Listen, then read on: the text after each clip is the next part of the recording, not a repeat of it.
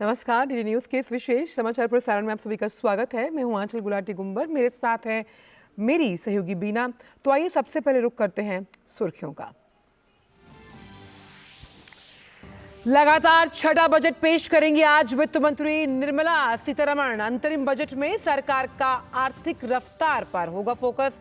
प्रधानमंत्री ने कहा, देश को आर्थिक दिशा दिखाने वाला होगा बजट।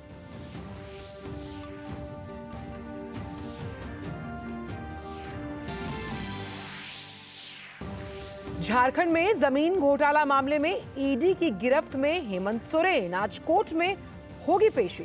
विधायक दल के नेता चंपई सोरेन ने पेश किया सरकार बनाने का दावा।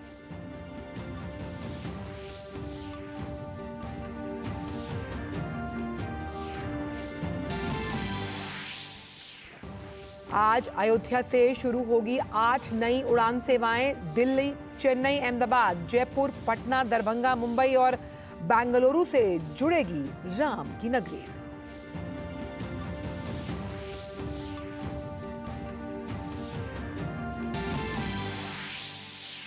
आज से आईएमपीएस यानी तत्काल भुगतान सेवा के जरिए ग्राहकों के लिए नई सुविधा।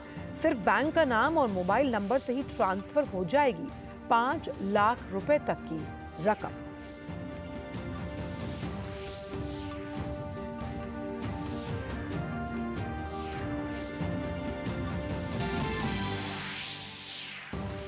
दिल्ली एनसीआर समेत आसपास के इलाकों में कहीं बूंदाबांदी तो कहीं झमाझम बारिश। कश्मीर, हिमाचल और उत्तराखंड के पहाड़ी इलाकों में जोरदार बर्फबारी ने बढ़ाई ठिठुरन।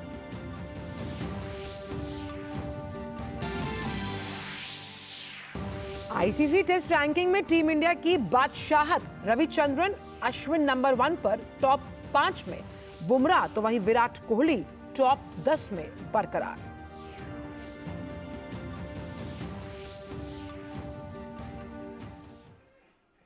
और खबरों की शुरुआत कर रहे हैं अंतरिम बजट को लेकर। मोदी सरकार के इस दूसरे कार्यकाल का आखिरी बजट आज संसद में पेश किया जाना है।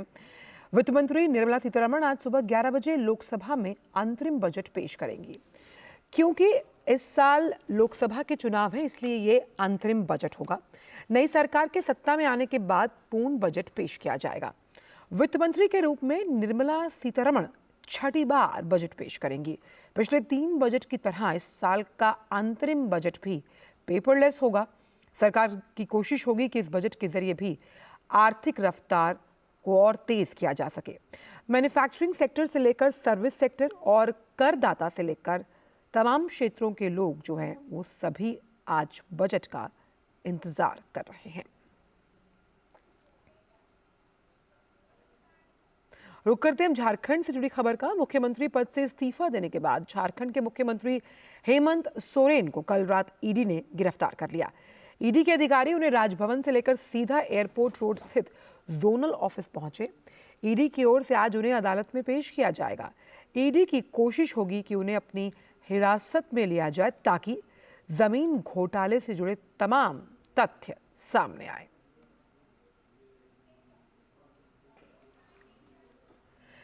वहीं झारखंड के मुख्यमंत्री हेमंत सोरेन के इस्तीफे के बाद चंपई सोरेन को जेएमएम विधायक दल के नेता के रूप में चुना गया। वो झारखंड मुक्ति मोर्चा के उपाध्यक्ष भी हैं।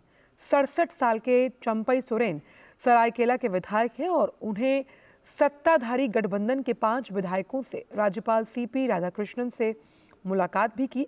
इसके बाद कांग्रेस विधायक आलमगीर आलम ने मीडिया को बताया कि चंपई सोरेन के पास 47 विधायकों का समर्थन है और 43 विधायकों के दस्तखत की चिट्ठी राज्यपाल को सौंपी गई। राज्यपाल की ओर से कहा गया कि वो पहले सारे पेपर देखेंगे और फिर मिलने का समय देखेंगे। बहरहाल आज राजभवन से लिए जाने वाले फैसले का भी सबको इंतजार है। आपको बता दें कि 82 सदस्यीय झारखंड विधानसभा में झारखंड मुक्ति मोर्चा सबसे बड़ी पार्टी है। जेएमएम विधायकों की संख्या 29 है, जबकि बीजेपी विधायकों की संख्या 25, कांग्रेस के 16, झारखंड विकास मोर्चा के 2, आजसू पार्टी के 3, सीपीआई माले के 2, एनसीपी का 1, आरजेडी के 1, 2 निर्दलीय और 1 मनोनीत शामिल हैं। वहीं गांडेय के जेएमएम विधायक सरफराज अहमद के इस्तीफे की वजह से भी एक सीट खाली है। खबर वाराणसी से, जहां अदालत के आदेश के बाद ज्ञानवापी परिसर के आसपास सुरक्षा व्यवस्था को और कड़ा कर दिया गया। ज्ञानवापी में व्यास का तहखाना खोलने के आदेश के बाद आज यहां तड़के ही श्रद्धालु बड़ी संख्या में पहुंचे। कोर्ट के आदेश पर खुशी जताते हुए लोगों ने कहा कि उनकी सालों की प्रतीक्षा का अंत हुआ है। ये निर्णय काफी भावुक करने वाला है।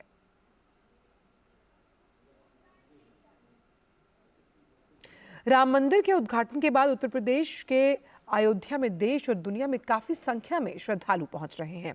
अयोध्या में तीर्थयात्रियों के आगमन को सुविधाजनक बनाने के लिए नागरिक उड्डयन मंत्रालय आज से 8 नए उड़ान मार्ग शुरू करने के लिए तैयार है। नए उड़ान मार्ग अयोध्या को दिल्ली, चेन्नई, अहमदाबाद, जयपुर, पटना, दरभंगा, मुंबई और बेंगलुरु से जोड़ेंगे। केंद्रीय नागरिक उड्डयन मंत्री ज्योतिरादित्य सिंधिया ने इन उड़ान सेवाओं का उद्घाटन करने वाले हैं और स्पाइसजेट के विमान नए रूट पर उड़ान भरेंगे।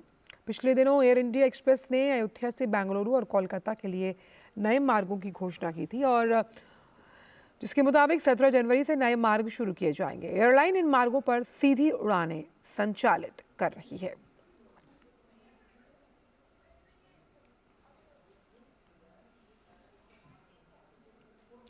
दिल्ली के मुख्यमंत्री अरविंद केजरीवाल को ईडी ने शराब घोटाले के मामले में 5वीं बार समन जारी किया।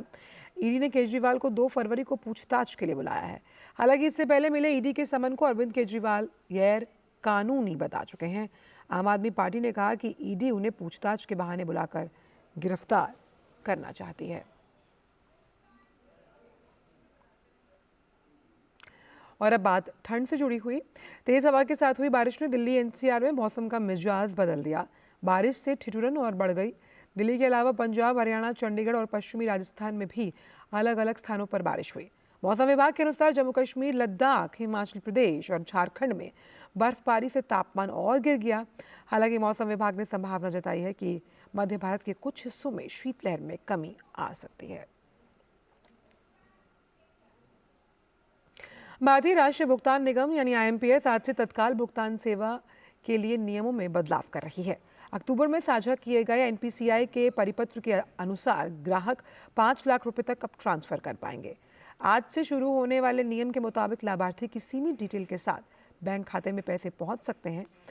ऐसा लेन देन सुनिश्चित करने के लिए पैसे भेजने वाले को प्राप्तकर्ता की सारी जानकारी डालने की जरूरत नहीं पड़ेगी, बल्कि बैंक का नाम, मोबाइल नंबर से पैसे भेजे जा सकेंगे। तत्काल सेवा यानी आप इसे 24 घंटे 7 दिन घरेलू फंड ट्रांसफर प्रणाली के रूप में हम आईएमपीएस को जानते हैं और इस ऑनलाइन बैंक खाता हस्तांतरण प्रणाली ने भारत के वित्तीय परिदृश्य को बदलने में एक महत्वपूर्ण भूमिका निभाई है। बात क्रिकेट की। आईसीसी टेस्ट रैंकिंग्स में भारत का जलवा बरकरार। ताज़ा जारी रैंकिंग्स में भारत के स्पिन गेंदबाज रविचंद्र अश्विन टॉप पर बने हुए हैं। उन्हें हैदराबाद टेस्ट में इंग्लैंड के 6 बल्लेबाजों को अपना शिकार बनाया था। वहीं टीम इंडिया के 23 गेंदबाज जसप्रीत बुमराह ने 1 पायदान की छलांग लगाई। अब जसप्रीत बुमराह चौथे नंबर पर पहुंच गए। इसके अलावा विराट कोहली बल्लेबाजों की रैंकिंग्स में टॉप 10 में एकमात्र भारतीय हैं। अश्विन और जसप्रीत बुमराह के अलावा टॉप 10 में रविंद्र जडेजा है। आईसीसी टेस्ट रैंकिंग्स में रविंद्र जडेजा 10वें नंबर पर काबिज हैं। इस तरह टॉप 10 गेंदबाजों में 3 भारतीय गेंदबाज शामिल हैं। ऑलराउंडर्स की बात की जाए तो पहले 3 पायदान पर रविंद्र जडेजा, रविचंद्र अश्विन और शाकिब अल हसन काबिज हैं। वहीं इसी फहरिस्त में भारतीय ऑलराउंडर अक्षर पटेल 6ठे नंबर पर खिसक गए हैं। और फिलहाल इस विशेष समाचार प्रसारण में इतना ही। मुझे और बीना को दीजिए इजाजत। नमस्कार।